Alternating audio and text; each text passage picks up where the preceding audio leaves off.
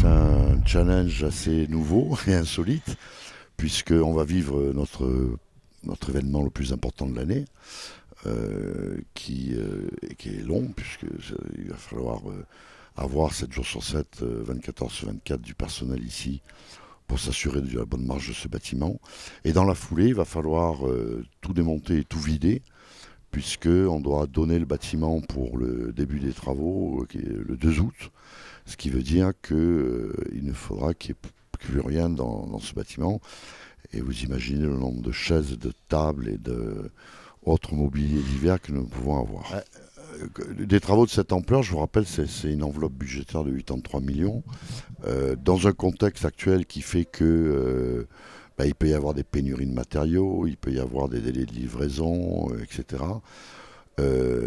Personne n'est capable de dire, je vous signe là que le Jazz 25 se fera là.